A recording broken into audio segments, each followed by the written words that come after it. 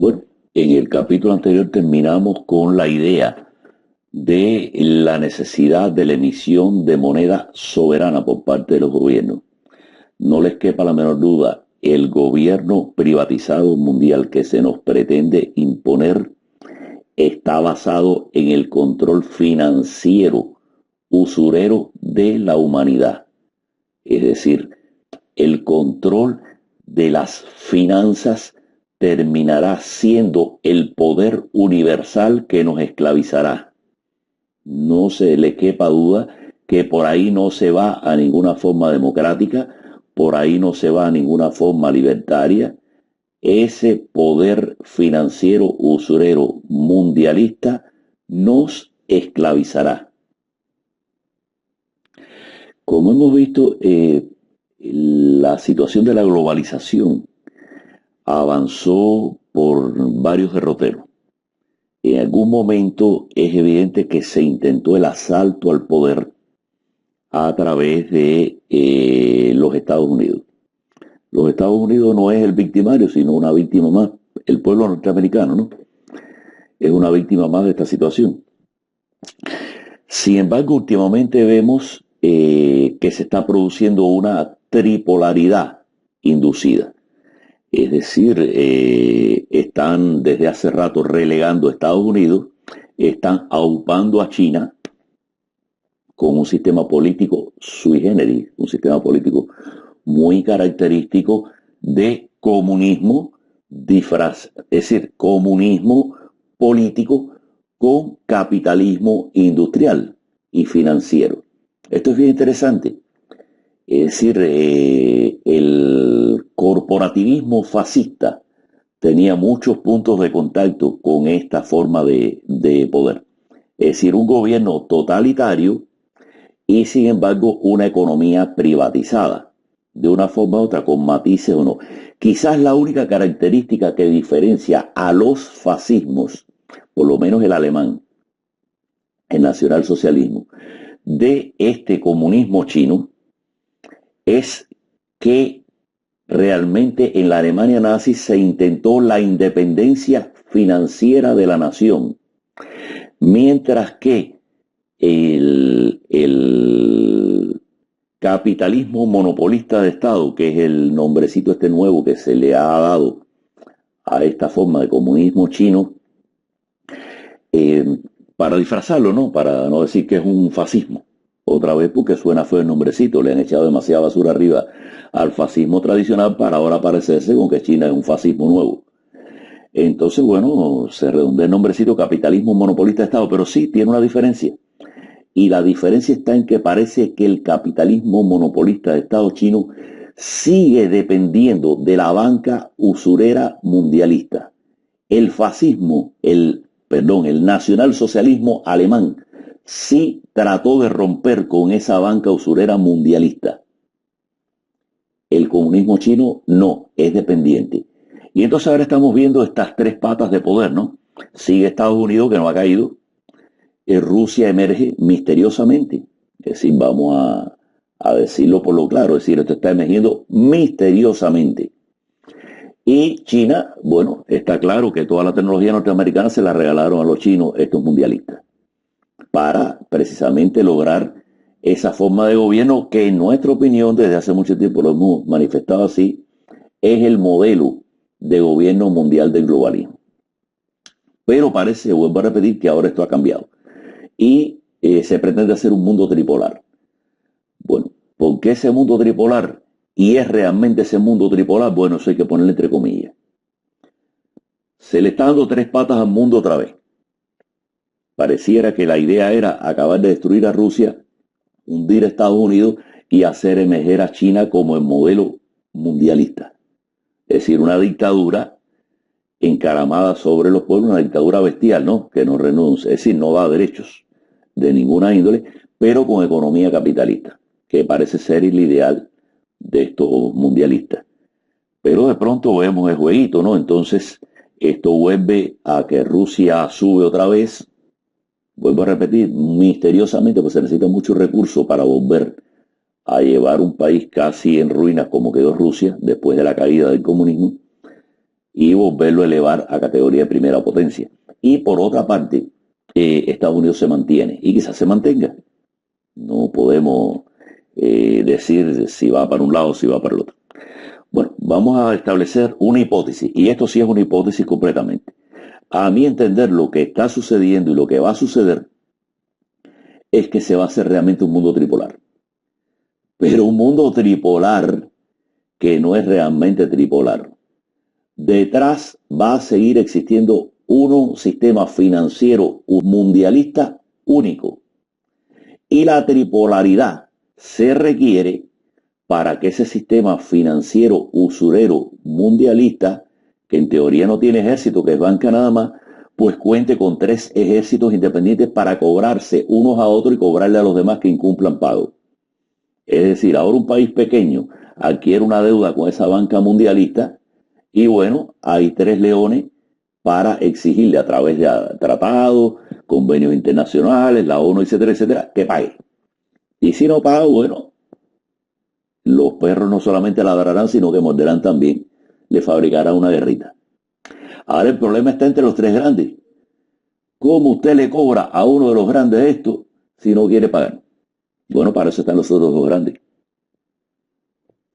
Y pienso que, por ejemplo, ahora Estados Unidos está en una situación de deuda y sigue siendo el primer ejército del mundo.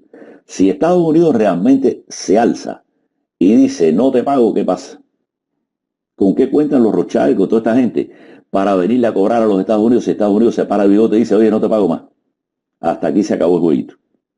Y ya no, y voy a emitir mi moneda independiente a partir de ahora y voy a hacer mis finanzas por mi cuenta y ustedes al margen. Bueno, pues que lo pierden todo. La única forma de que eso no pase es, bueno, ahí tienes a Rusia y ahí tienes a China para amenazar a Estados Unidos si Estados Unidos no paga. Igualmente, si Rusia es la que se alza, para eso van a tener a Estados Unidos, van a tener a China.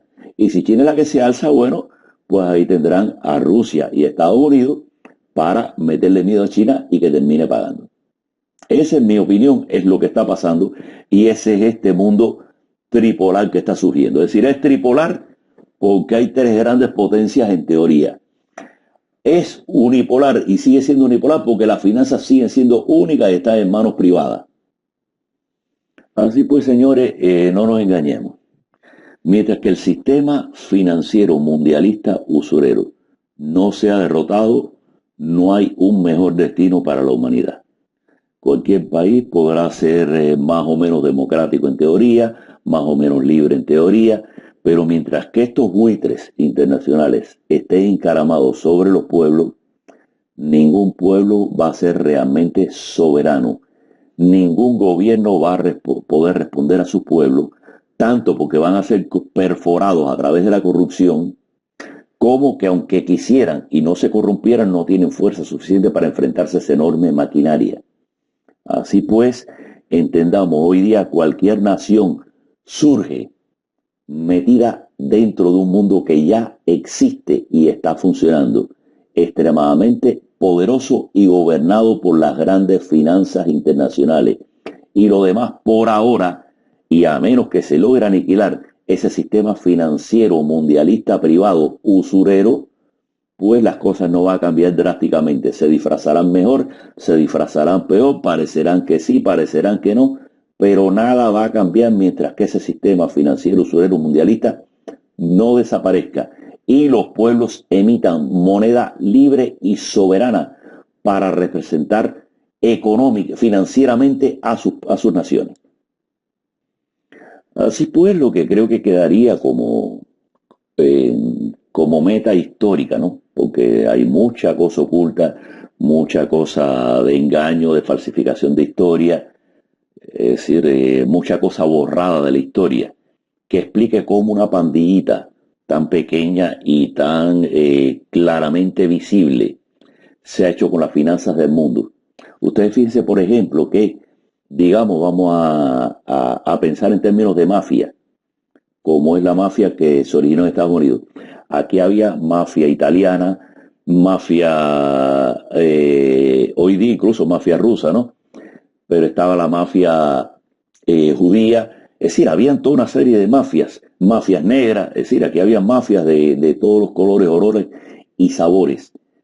Cada una logró mantener territorios y prevalecer de una forma o de otra.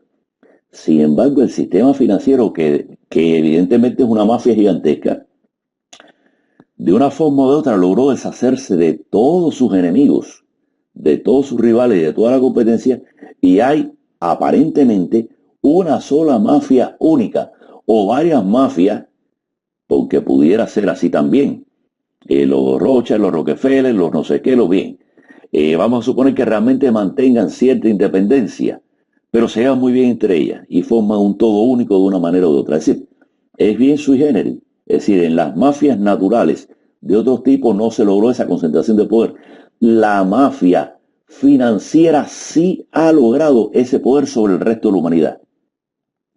Y no les quepa ninguna duda, señores, la palabra mafia no es una palabra dura para este tipo de situación. Esta gente son mafiosos, delincuentes, indiscutiblemente. Por ejemplo, vamos a poner el ejemplo más simple.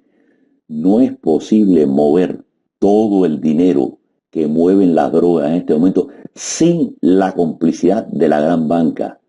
Los paraísos fiscales han proliferado sin que exista una sola nación diciendo: voy a invadir esta nación por tener un paraíso fiscal, voy a la Policía Internacional o lo que sea, alguna cosa, directamente cualquier nación que me forme un paraíso fiscal, o me desmonte el paraíso fiscal o lo ataco y lo destruyo porque están contribuyendo a la delincuencia. Eso no ha pasado. Están los paraísos fiscales, todo el mundo sabe dónde están, todo el mundo esconde su dinerito ahí tranquilamente, tranquila y alegremente, y no puede ser de otra forma.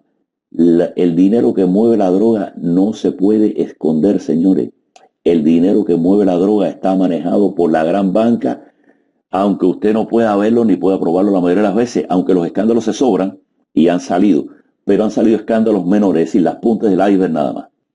Así pues, puntualizando, creo que en próximos capítulos tendremos que abordar de alguna forma cómo es posible que hay una pandillita, incluso con nombres muy característicos, es decir, nombres más bien tribales, que se han hecho con el control de las finanzas internacionales, a expensas de todo lo demás, como si el resto de la humanidad no tuviera suficientes ladrones como para ser capaces de llegar a esos mismos niveles de corrupción que ha llegado ese grupito. Es decir, es inexplicable cómo ha sido cedido el poder de todos los demás ladrones del mundo, o con vocación de ladrón, a esa sola pandillita de ladrones internacionales. Eso realmente es un misterio, al menos para mí, ¿no? Es decir, porque si dijésemos, bueno, nada más que hay un grupo humano con vocación de ladrón y vocación de estafa internacional para llevar a cabo este sistema usurero mundial, uno decía, bueno, está bien, pero es que hay tanta gente que gustoso metería los dientes para dar la misma mordida, que el misterio consiste en ver cómo esta gente se la ha encaramado a los demás y han quedado ellos solitos sin darle participación. Lo que quiere decir al final, en mi opinión, que toda esta imagen que se nos está dando de los Rothschild, esto es mentira también. El poder mundial internacional es más oscuro y más oculto de lo que se nos quiere hacer ver.